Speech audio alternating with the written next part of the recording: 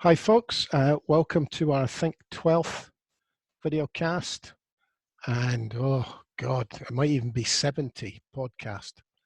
It was 69 yesterday, Norrie. So it'll be 70 today then. Aye. I don't know why It's a hard time trying to come up with counting things, mate. Just forget it and just say welcome.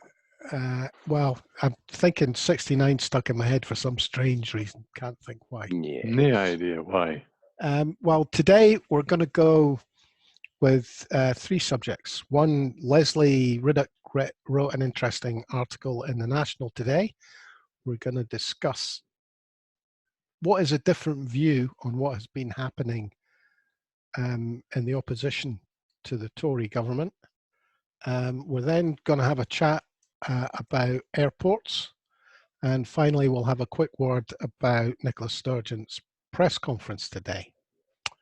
So, Stuart, you spotted the Lesley Riddoch article. Maybe you'd like to open up on it? Yes. I'm an admirer of Lesley Riddoch. She's really on the button most days. Headline was, "Experts are our secret weapon in coronavirus fight." The article is about an opposition to the current government, without saying anything about the quality of the present government. Any government needs an opposition, especially in a crisis. And to be honest, for reasons I could give a list of, there is no current political opposition of any strength to this current government. However, Lesley Riddoch has noticed that popping up on our television every day are all these experts from all different, mostly scientific and medical we're talking about, people in the past that would not have normally gone on television to criticize the government because they are part of the elite, you could say. However, they have been popping up all over the place. And let's be a quote or two here. How can the public and politicians know what's true, what's evasion, and what's a downright lie with tightly managed service systems like the NHS? And how far can even the best briefed journalists go with just one question and no comeback at these stilted, pointless nightly UK government press conferences, which we'll come to that in a minute. So that's the background. Respected senior academics from Public Health England, Professor Matthew Freeman of Oxford University, they're all talking about the question of testing and PPE. These are the big issues that everybody's asking about.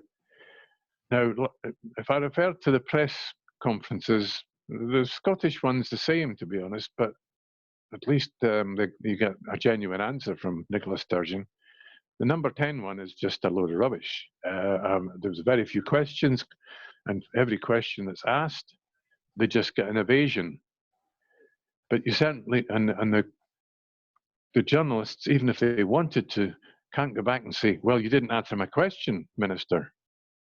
So it's been important.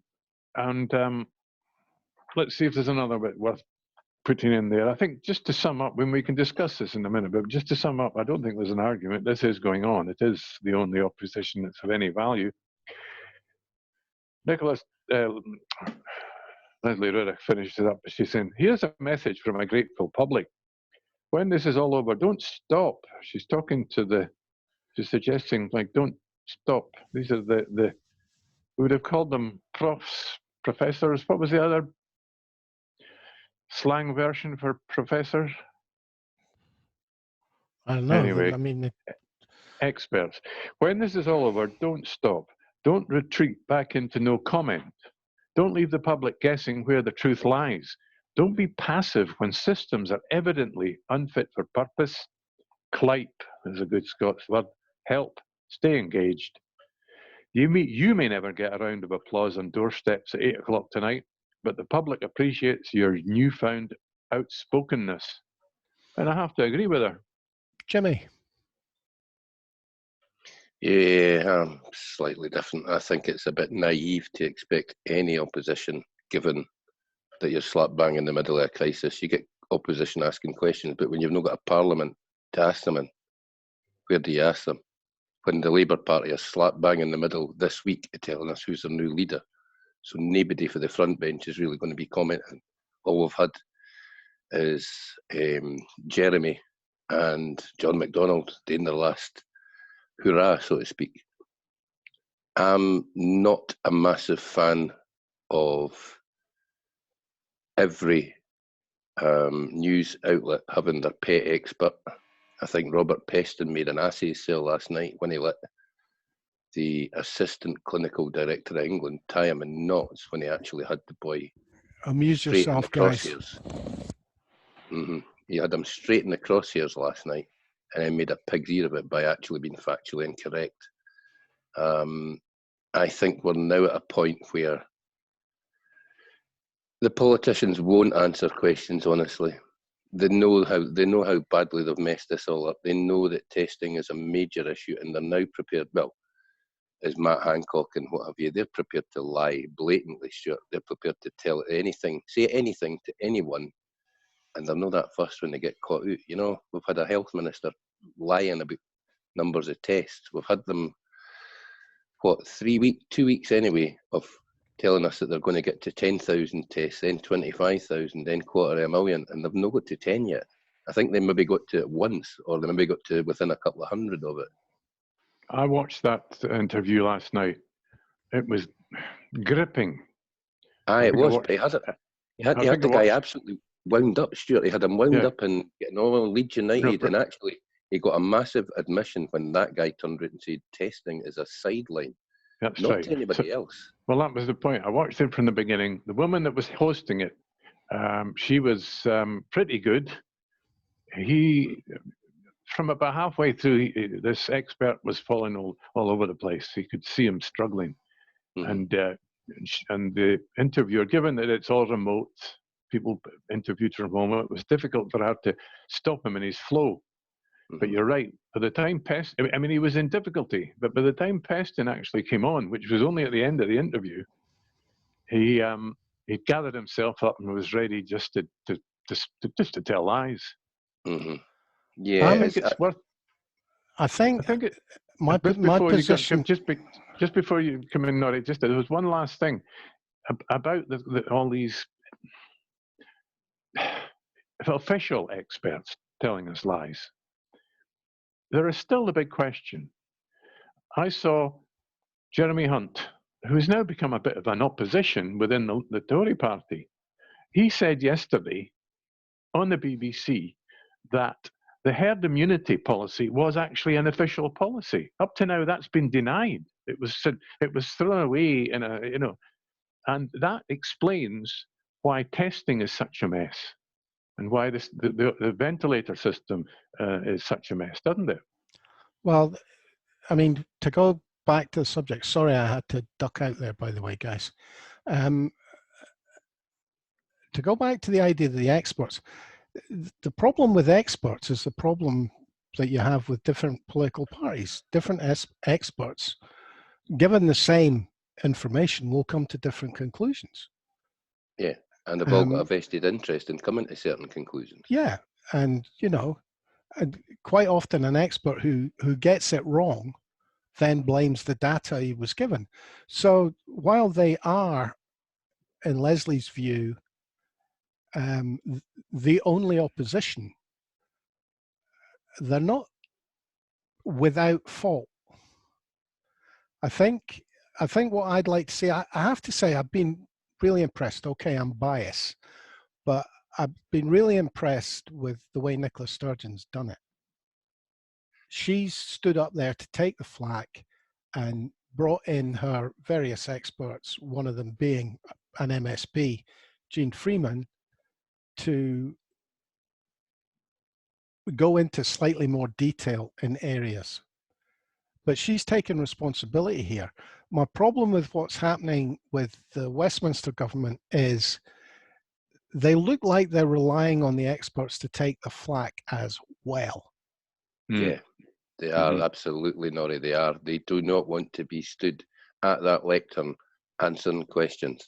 That's why they're taking it in turns, and that's why Boris is hiding away. And it's an abdication of responsibility. Because at the end of the day, they make the decisions regardless of the input from the experts. Now, so what do we think?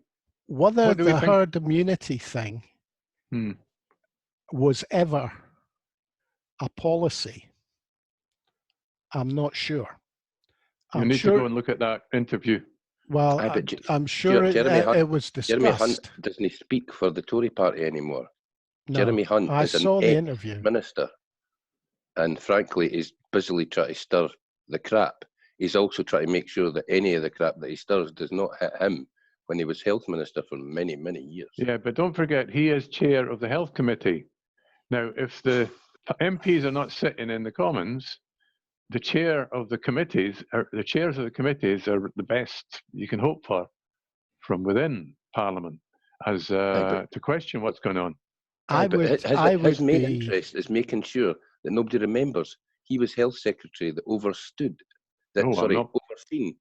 all of the cutbacks in the testing and all of the cutbacks throughout the NHS. I'll tell you what, if I was a politician and we were sitting around a table discussing herd immunity, there would be no notes. Oh, absolutely. I mean, that's why. I just wouldn't let anybody take notes. People conflate timelines a bit oddly when something like this is going on, because so much happens every day. But in reality, there was only ever discussion of herd immunity for 3 or 4 days. And in those 3 or 4 days, they were getting slated by our press. The world press was absolutely laughing at them, going, what? You've come up with a herd immunity strategy, which nobody else on the planet was even considering. Wow. And then that quietly disappeared, and we went into lockdown. Not strictly true. Sweden. Aye, mate, but the Swedes are BAMs. The Swedes are absolute BAMs, led by one absolute freak show, an epidemiologist, who his own colleagues didn't even trust him, mate. So God only knows why the Swedish government is so tight in this guy's pocket. Well, there will be questions asked.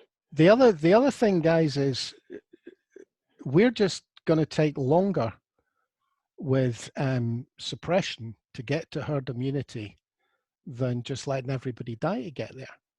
Aye. Herd immunity is what the end result is going to be. Now, in the vast majority of cases, if we don't get a JAG, that's where we're going. Mm. You know, so it sounds terrible, just let the old gins die. But the fact is, without the injection, that's the only way this stops. But it's not only old gins dying, is it? Can we stick to the question of a decent or any kind of opposition? Because today, the right-wing paper started attacking the government on testing and on mostly on testing, but also on ventricles, ventilators. Now the question is that genuine? Are they really? Is it the Daily Mail, Daily Express, Daily Telegraph, Times turning on the government, or are they just posing and pretending to do so? I would expect that there'll be an announcement this afternoon that by 3 o'clock on Tuesday next week, we have another 5,000 ventilators. Oh, magic ones. Well, I can't see the right-wing press attacking a right-wing government. I kind of have a suspicion that they know this question is answered. That's my question. That and the fact that, let's be honest, if that kind of announcement's going to come, that'll be Boris coming back out of his isolation. That'll be Boris coming back into the fray, making a big announcement, because he needs one. Yeah, I mean, I wouldn't be in the least bit surprised if it was a put-up job. Yeah, I mean, I was that surprised. Boris has always said that he's not a details guy. You look at him, you look at his entire career and how he's lived his life. The man's the embodiment of chaos. So we can't be that surprised that his government's the same. What I'm surprised at is he doesn't have a details guy at his side. Well, he thought he did with Michael Gove. Then it turns out Michael Gove's a bigger arse than even I thought he was. Yeah, he's made a couple of corking mistakes. Well, come on. Would you really expect two columnists, not even investigative journalists, not serious journalists, both of them, to run a country successfully? Nah, mate, let's be honest. Both of them were destined for minor cabinet positions at best until the Conservative Party started eating each other over Brexit. No. They'd have never arisen to the top of the Conservative Party in any other era because they'd have been found out to be clueless clowns that they are. Now, you've mentioned Brexit, so let's just throw this one in. The question arises, of course, did ideology get in the way of these tests from the possible tests and the ventilators through the EU? I think that's probably a cert. Yes. I doubt there's anybody in the country that doesn't think so. There'll be people in the country that thought it was the right decision because Britain and all that, you know. Aye, absolutely. I don't know if did you catch the 15-minute? Oh God, what's it called? It was on just before Newsnight last night. Newsnight's moved to 11:15. Oh, I didn't see it. I was watching something else. The female comedian that does the stand-up bit in the show did a really good one. The MASH report. The MASH report. Mini MASH, I think it's called. Oh, Mini MASH. She stood up in front of the audience and said, "Right, guys, we're gonna get out of this bind. We're all gonna close our eyes now and concentrate on being British, and that'll defeat the coronavirus." Of course, they all sat there with their eyes shut. And she went, "You at the back, you're not doing it. It's your fault." Which I thought just basically will sum up the government's stance in 6 months' time. Well, blame has to be distributed.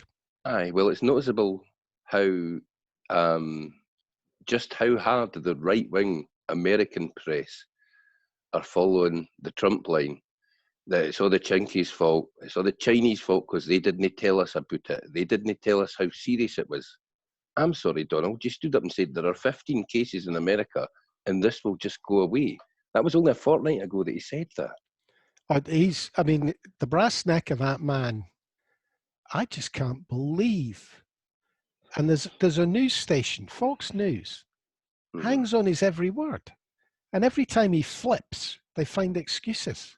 They find, by the way, incredible.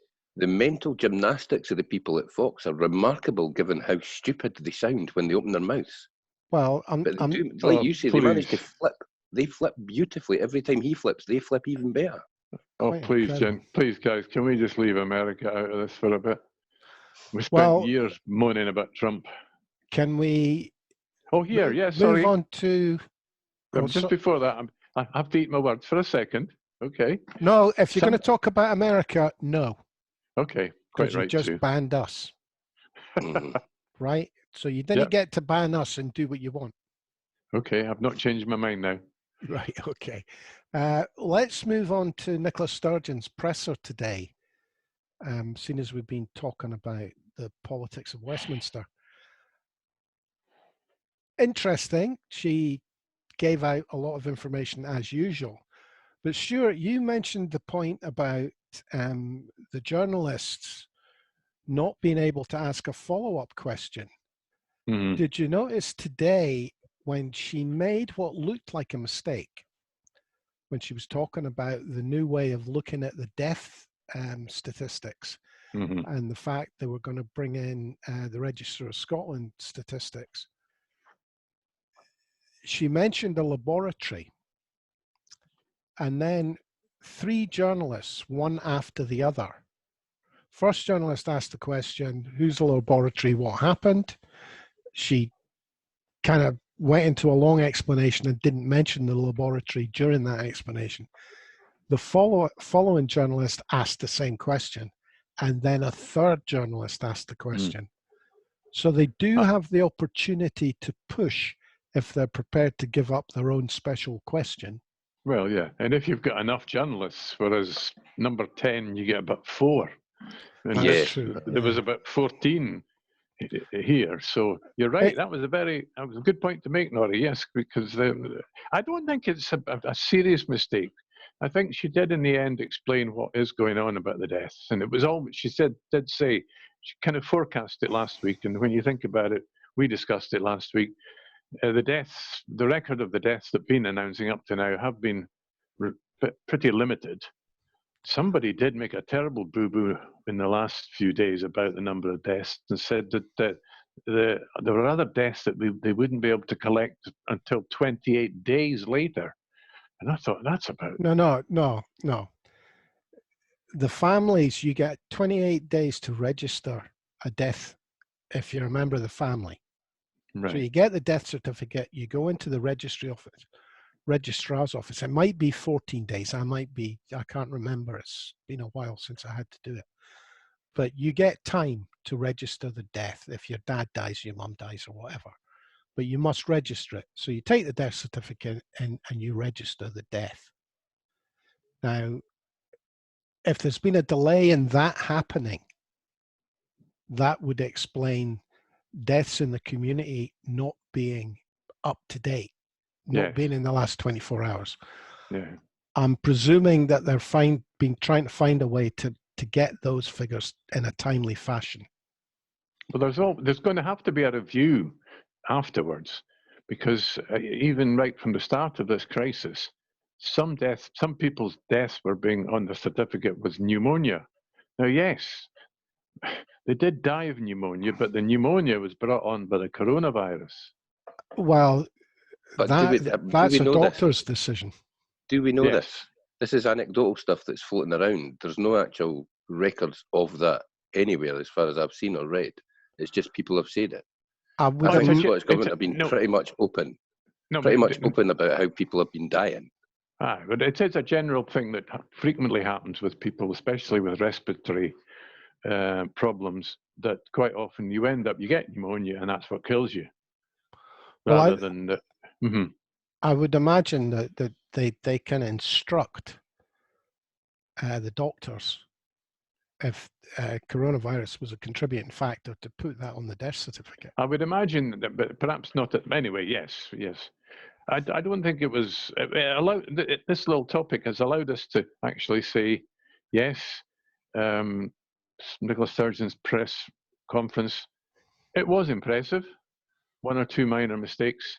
She even finished up by speaking directly to the journalists and said to them she was going to hold you could call it a private press conference with them with more details about why the deaths figures had changed. And also one or two questions that she did get asked directly by the individual journalists that she wasn't able to give answers to. She said, well, I'll get back to you. And she said, right, we'll deal with that this afternoon. What would be interested to see how it plays, because it's a cert that some of the less educated unionists in Holyrood will think, oh, she's made a mistake. Here's a chance to go in with both feet. And the likes of Murdo Fraser or something like Jackson Carlow, because he's not exactly the sharpest knife in the drawer either. But it'll be interesting to see how the unions play it. I'd have to be honest with you. I think Jackson Carlow's played a blinder. I really think he's played a blinder. No, I think he's asked questions that he's been clever in asking questions of the general public. Maybe I've heard the answer to, but underlining them was no mistake. I'm no lover of Tories, but Mr. Carlow has played the game well so far. Okay, but we can't go on without mentioning the stooshy that arose from the naming of this temporary hospital in Glasgow. What a nonsense. So is it not confusing if you call every one of these temporary hospitals the Florence Nightingale? Obviously. The Florence Nightingale Manchester, the Florence Nightingale London, the Florence Nightingale Newcastle, the Florence Nightingale Glasgow. I really just don't. I mean, unbelievable. Well, let's let the listener know what it's about. The new temporary hospital in Glasgow has been called the Louisa Jordan, I believe, who was not so well known, but was a hero, a heroine during World War I, who set up a Scottish military hospital in Serbia during World War I, and is annually celebrated in Serbia as a heroine. And who was Jamaican. She was coloured black. Are you not confusing her with somebody else? No. No. Oh, she's another one. I know that Florence Nightingale has more recently been rubbished because she didn't actually. She was a self-publicist and got all over the papers in London at the time of the Crimean War. But there was a genuine heroine who she was black. She came from Jamaica. She settled in London. She was a nurse, and she set up forward hospitals, field hospitals in the Crimea, right behind the front lines. And because she was black, she got ignored. Yeah, And Florence Nightingale got all the praise. The thing Florence Nightingale should be famous for is the pie chart. Oh yes, it was statistics she did, wasn't it? Yeah, she was a statistician, not a nurse. You're shaking your head, Jimmy, but that was the real difference she made, because she collected statistics from army deaths and what people died of, and it wasn't cannonballs. No. It was diphtheria, not diphtheria, dysentery, etc. So she went to the British Army. She went to the British Army and went, do you realize 90% of your soldiers don't die of wounds? They die of transmittable diseases. So let's have clean hospitals. Right. But I'm fairly sure it was the pie chart that she invented. No, you're right there. I'm fairly sure I couldn't give a monkey's what she invented. Jimmy. She's a long-deed wifey, and people having a stushy over naming hospitals after her or some other long-deed wifey want to give their head a wobble. I'm sorry, Jimmy. Where would we be without a pie chart? Mate, if you put chart after pie, then you've got your priorities completely wrong in your life. Okay. Right, the Nicola Sturgeon's presser, mate, the biggest thing to come out of it, and none of us have mentioned it yet, that in Scotland, they have tested 3,400 NHS staff members or their family member. Now, that's a massive figure, given that it's only this morning that the Daily Mail was slating the government for only testing 2,000 in England. Yeah. Yeah. There's a reason Nicola put that out there. That was deliberate. Yeah. But let's not get bogged down in that. But what she did, what Nicola Sturgeon did emphasise twice, because she was asked about it by a journalist as well as announcing it. She made it clear that although the UK kind of had, she didn't use these words, stolen the ordering of test kits, etc., and centralised it. Scotland was still the Scottish NHS was still going ahead with procuring ventilators for themselves and test kits for themselves, as well as being part of the Four Nations deal. Yeah, the Four Nations stuff's over and above what they're already doing. Yeah, because they were not, which is nice. It's nice to point out the fact that it hasn't all been hijacked by London, as we were all thinking yesterday. Yeah. Yes. Well. Although some of it seems to have been. Still. Yeah, certainly. I think the death figures thing was a bit of the London hijacking as well, but we'll see as that rolls out over the next week or so how accurate everything is. Much more importantly, if you like to go on holiday to Spain, you're upset that you can only go on holiday to Spain from Gatwick or Heathrow. I have no intentions of going on holiday to Spain, mate, but I do question the veracity being told to stay in your house to protect the NHS. I mean, that sticks in my cross straight away, protect the NHS, coming to Tories myths. But this whole lockdown thing, when Heathrow's landing 230 flights from around the world today, it's not really a lockdown, because Heathrow's bringing in thousands of people on aluminium tubes filled with germs, and then chucking them onto tubes or chucking them onto buses to get them into central London. Is that really a lockdown? By comparison, Glasgow Airport's landed 7 flights today, and 5 of them are internal to Scotland. Where are the other 2 from, do you know? Dublin and London. All right, so the only international flight is Dublin. Aye. And that's pretty much a short hop. Do you really call that international? I suppose you do, but... Only based on the quality of their Guinness. So Edinburgh Airport, is it doing anything? As far as I know, Edinburgh Airport's effectively shut, mate. They're using it for things like air ambulance and stuff like that. But as far as I know, there's very much coming in, very little coming in, and the planes are kind of parked up. Cargo will be working, because that's Scotland's air cargo hub. Don't forget all your parcels and your Amazons and your parts and all your testing kits and all the rest of it. All, cargo comes in and out through Edinburgh Airport. Does Prestwick not a cargo hub? No, it's in the wrong place. Edinburgh's too far away from anywhere. Edinburgh's central for distribution. Oh, your postal flights in that hit Edinburgh or Glasgow, mate. Aye, yeah. So are we advocating we stop trains and buses from south of the border then? I'd stop. I wouldn't be. I'm not so sure we should be having flights coming up for Heathrow, given that, as I say, they're landing flights from all over the world. Seriously, mate, I think yesterday they landed somewhere in the region of 40 from the eastern seaboard of the United States. There was nine for Madrid. Do we really want flights coming in from Madrid? Madrid's a disaster area at the minute. The UK, of course, hasn't closed any of its borders. Mm-hmm. So anyway, next time we meet, we'll have to wear these. So apparently, the World Health Organization has taken some new advice, and where they were saying that masks weren't much help, they're now saying that masks are going to help, and that also that 2 meters is not far enough away. You need to be 8 meters away from somebody. Away and throw shite at yourself. 8 meters. So you can't be in the same street as somebody unless it's Princess Street. So tomorrow, instead of wearing hats, you need to wear a mask just to protect each other. The only masks I've got, mate, are Halloween masks. Do you know, I don't have a GIMP mask, or I would have had it on. Yeah. I'll have to get one. But even eBay's on lockdown. Aye. Well, it's an interesting thing that the WHO, 4 months now into this thing, are still running about altering their advice.